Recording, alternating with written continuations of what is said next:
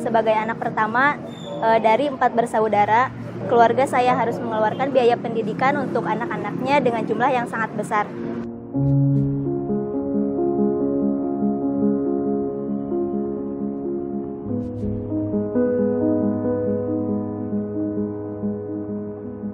Saya merupakan salah satu penerima manfaat beasiswa Sang Surya, Lajismu, Jawa Barat.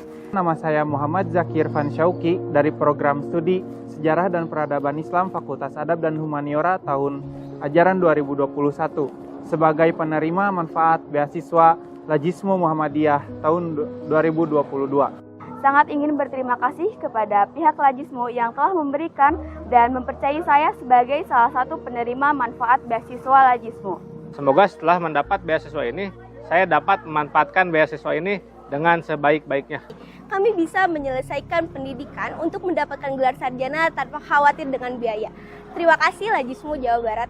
Semoga Lajismu Jawa Barat semakin dipercayai oleh masyarakat dan terus memberikan manfaat untuk umat.